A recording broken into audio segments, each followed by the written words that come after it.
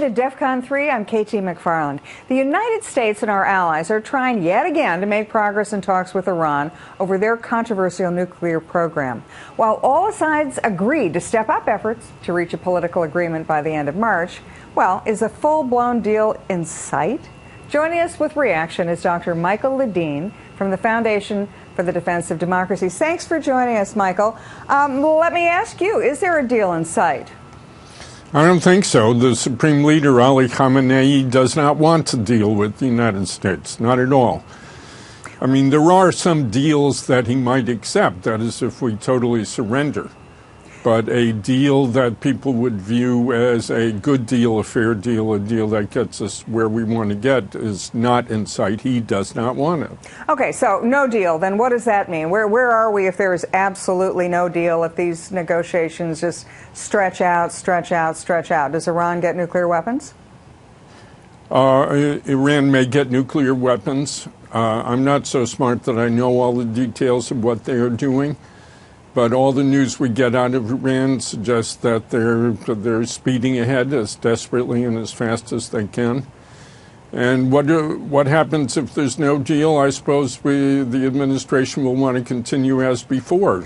More extensions, more negotiations, keep talking. Talk is good, they think, and so forth. So the Iranians will keep expanding their centrifuges and building new light and heavy water reactors and all of that stuff, and building bigger and better and more accurate missiles. Now, you know, Michael, the argument was that Iran wanted to join the world economy.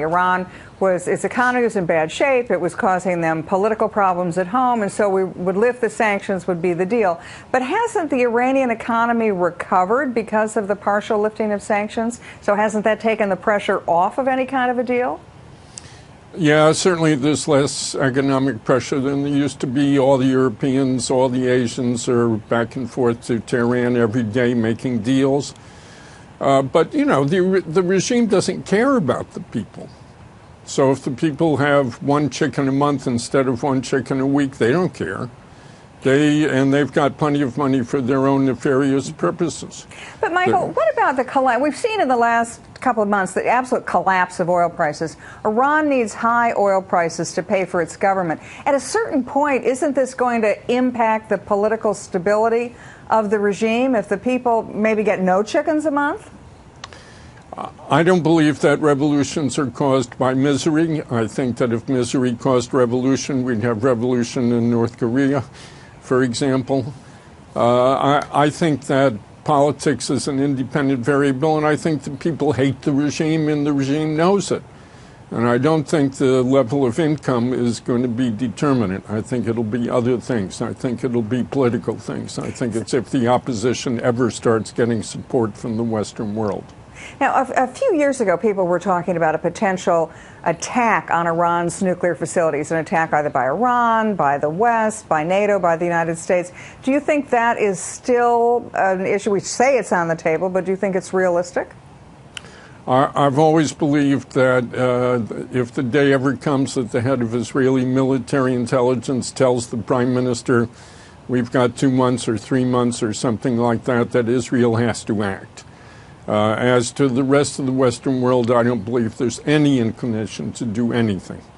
So let's take it to that point, and if Israel does, as you say, feel that it's got 2 months and then it acts in that 2-month period and attacks Iran, then what happens? Depends how they attack, how effective the attack is, and what the political fallout from the attack is, and nobody knows that. So it sounds like we're entering another just wait forever period with negotiations in Iran.